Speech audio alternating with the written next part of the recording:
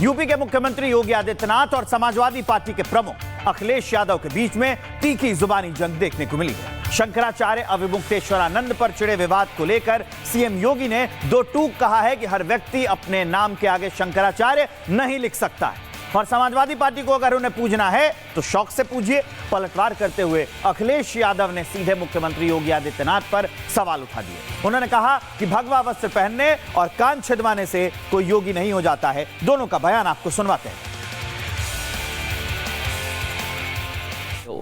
कोई हर एक भी योगी नहीं। हर पीठ के आचार्य के रूप में जाकर के जहां तहां वातावरण खराब नहीं कर सकता। उन मर्यादाओं का पालन सबको करना होगा।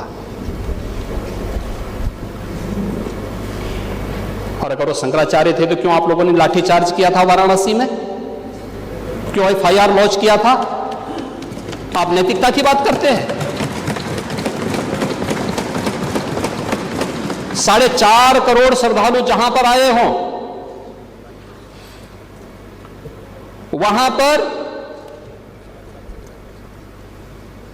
जो एग्जिट गेट है, जहां से श्रद्धालु बाहर निकल रहा है स्नान करके, उस द्वार, उस पेंटून से, उस मार्ग से किसी को बाहर निकलने का कोई वो नहीं, क्योंकि उससे अंदर जाने का कोई प्रयास करता है तो एक नए स्टैम्पेड को जन्म देता है, वहां पे नए भगदड़ को जन्म देता है, श्रद्धालुओं के जीवन के साथ खिलवाड़ करता है।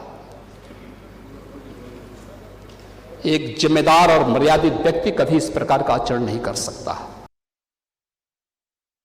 ले सकता।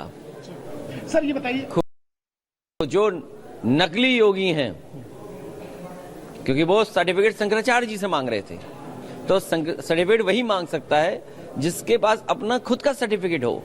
कोई हर एक भी योगी नहीं ले सकता। सर ये बताइए, कोई योगी हर एक आदमी नहीं ले सकता है। उसका सर्टिफिकेट कहां मिलेगा?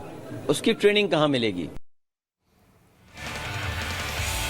मुख्यमंत्री योगी आदित्यनाथ और अखिलेश यादव के बीच माफिया और अपराध के मुद्दे पर भी सीधी टक्कर देखने को मिली है। सीएम योगी ने तुष्टीकरण की राजनीति पर प्रहार करते हुए कहा कि विपक्ष माफियाओं की कब्र पर फतह पड़ता है और राम मंदिर को लेकर जन्माष्टमी तक का विरोध कर रहा है। वहीं अखिलेश यादव ने तीखा पलटवार करते हुए कहा है कि पूरा देश जानता है कि माफिया कौन है। उन्होंने तंज कसा कि माफिया वो है जिसने खुद पर लगे केस वापस ले लिए।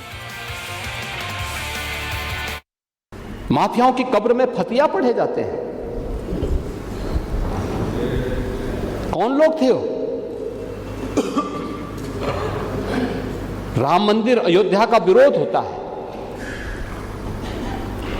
काशी विश्वनाथ धाम का विरोध किया गया, मथुरा वृंदावन के विकास का विरोध किया गया। तुष्टीकरण की पराकाष्ठा किस हद तक जन्माष्टमी के पर्वों को थाने और जेलों में रोक दिया गया। एक ही तो पर्व था जो जेल में मनाया जाता था। समाजवादी पार्टी के समय में उस पर रोक लगा दी गई। कांवड़ यात्रा को रोकी जाती है। कांवड़ यात्रा में समाज का अंतिम पायदान पर बैठा हुआ व्यक्ति जाता है। शिव की बारात बोली जाती है। शिव की बारात का मतलब बिना भेदभाव के हर समाज का व्यक्ति जाएगा। वह कांवड़ यात्रा पे आप लोगों ने रोक लगाई थी, कहा दंगा हो जाएगा, यही बोलते थे। यहाँ के इनकाउंटर माफिया को तो बॉलीवुड तक से फोन आ रहे हैं। इतनी गजब की स्क्रिप्ट लिखते हैं कि इनके 100 गुना माफ हैं। ये कितने भी बड़े माफिया हों, लेकिन एक मामले में कोई इनसे बड़ा, और वो मामला है मुकदमे वापस लेने का। इनके तो 25-30 मुकदमे वापस हुए हैं। कोई इस मामले में इनसे कोई गुना अधिक है। अब क्या उसको भी एक्सप्लेन करेंगे।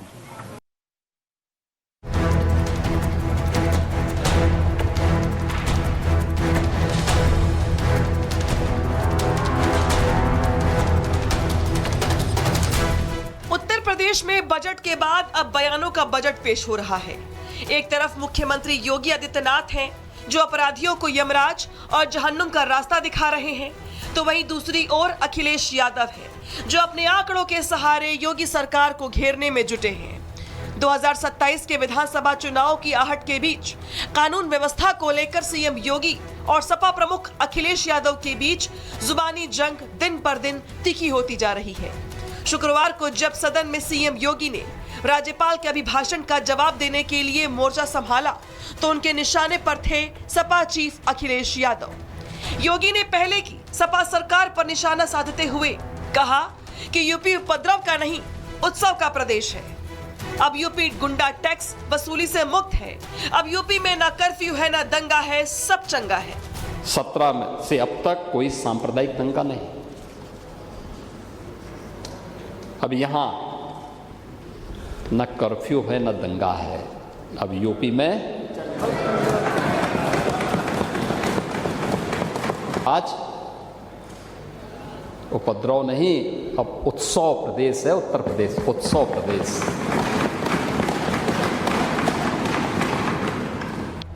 सपा सरकार के दौरान माफिया राज का जिक्र कर सीएम योगी ने सपा को घेरा और सदन को बताया कि कैसे उनकी सरकार ने अपराध पर लगाम लगाया। 17 के पहले क्या था? सत्ता के संरक्षण में पल रहे गुंडे और माफिया, ये समानांतर सरकार चला रहे थे। गुंडा टैक्स, अवैध वसूली, वन डिस्ट्रिक्ट वन माफिया की प्रवृत्ति को आगे बढ़ा रही थी। कानून चंद हाथों की जागीर बन चुकी थी। न बेटी सुरक्षित थी और न व्यापारी ही सुरक्षित था। प्रदेश की छवि अराजकता और अस्थिरता का पर्याय थी। सीएम योगी ने जोर देकर कहा कि आज उत्तर प्रदेश बीमारू राज्य नहीं रहा। अब उत्तर प्रदेश टीटीटी का प्रतीक बनकर उभरा है। टीटीटी यानी टेक्नोलॉजी, ट्रस्ट और ट्रांसफॉर्मेशन की त्रिवेणी के रूप में प्रदेश की नई पहचान बनी है। अब यह उत्तर प्रदेश बीमारू राज्य नहीं है। आज यह ट्रिपल टी का एक प्रतीक बना है। Triple T, technology, trust and transformation, यानी इन तीनों की एक त्रिवेणी बनकर के उभरा है। दरअसल सपा मुखिया अखिलेश यादव ने शुक्रवार को कानपुर में प्रेस कॉन्फ्रेंस के दौरान लॉ एंड ऑर्डर का मुद्दा उठाया था। अखिलेश ने कहा था कि बीजेपी ने कानपुर का नाम बदनामपुर कर दिया है। कानपुर का नाम भारतीय जनता पार्टी ने बदनामपुर बना दिया है। भाजपा ने यहाँ इनकाउंटर माफिया, कब सिरप माफिया, नीट माफिया और स्क्रैप माफिया जैसे माफियाओं के नए लेटेस्ट वर्जन निकाले हैं। अखिलेश के आरोपों का एनकाउंटर करते हुए सीएम योगी ने शायराना अंदाज में सपा के तमाम मंसूबों को ढेर कर दिया। गालिब उम्र भर में ये भूल करता रहा, धूल चेहरे पर थी और आईना साफ करता रहा। योगी आदित्यनाथ का दावा है कि उन्होंने यूपी से पहचान का संकट खत्म कर दिया है। अब यूपी का नाम सुनते ही कट्टा और गुंडागर्दी नहीं बल्कि विकास और कानून का राज याद आता है। Bureau report, Republic Bharat. राष्ट्रगीत वंदे मातरम का विरोध करने वालों पर भी सीएम योगी ने बड़ा अटैक किया। बाबर प्रेमी गैंग और माफियाओं के हमदर्दों पर गरजते हुए योगी ने दो टूक कहा है कि वंदे मातरम विरोधियों को कान पकड़कर बाहर कर दो। हिंदुस्तान का खाएंगे और वंदे मातरम नहीं गाएंगे। राष्ट्र का अपमान करने वालों की भारत में जगह नहीं है। समाजवादी पार्टी और कांग्रेस राष्ट्रद्रोहियों को महिमा मंडित करती है। माफियाओं की कब्र पर फतिया पड़ा जाता है। राष्ट्र नायकों का अपमान, गाजी का गुणगान यही लोग करते हैं। समाजवादी पार्टी ने राम भक्तों पर गोलियां चलवाई थी। योगी आदित्यनाथ ने ये सारी बड़ी बातें कही।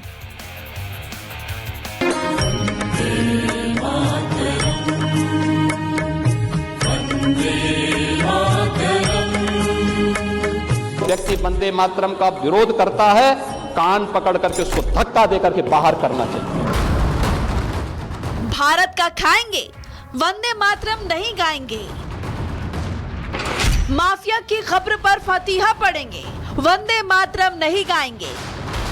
माफियाओं की कब्र में फतिया पड़ने के लिए जाते हैं और वंदे मातरम का विरोध करते हैं। जी हाँ, वंदे मातरम को लेकर विपक्ष के विरोध के बीच योगी ने कुछ इसी अंदाज में विपक्ष पर निशाना साधा।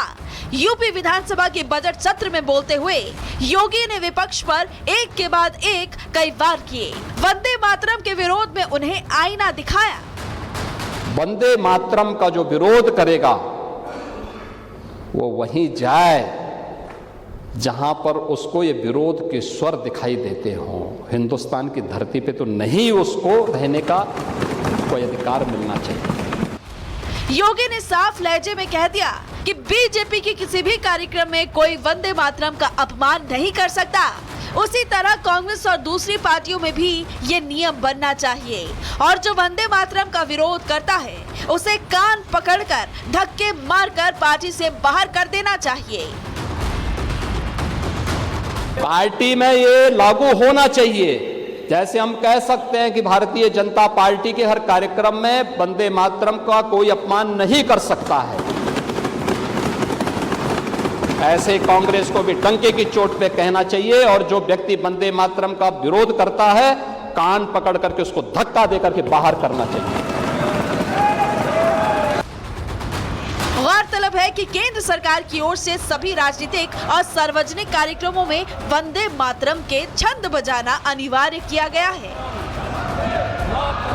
लिहाजा विपक्ष लगातार केंद्र के इस फैसले का विरोध कर रहा है। वंदे मातरम जिसे गाना है गाए, आप किसी को किसी की उपासना के लिए मजबूर नहीं कर सकते।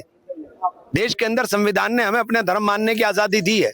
जो मेरे धर्म के अंदर कहा गया है मैं उसको मानूंगा, उसको फॉलो करूंगा। तो वंदे मातरम से ऐतराज क्यों है? नहीं, वंदे मातरम से कोई ऐतराज नहीं है। वंदे मातरम कांग्रेस के हर अधिवेशन में पढ़ा जाता है। गाओगे पूरा? नहीं, एक ही स्टैंजा बोला जाता है कि आगे जो 5 स्टैंजेस हैं वो 5 स्टैंजे में देव देवताओं की सारी ये है वर्णन है और वो सबके लिए ये एक सेक्युलर देश है, इसलिए उसको काटा गया। और वो कमेटी में मेरे ख्याल से मेरे मालूमात के मुताबिक श्यामा प्रसाद मुखर्जी साहब भी थे।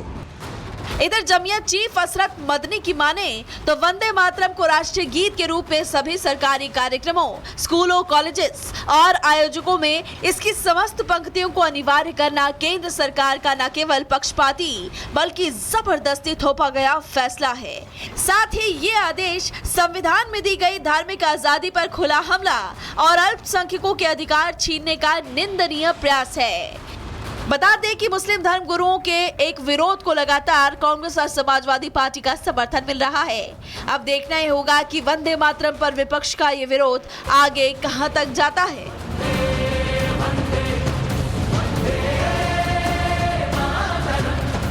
Bureau report, Republic Bharat.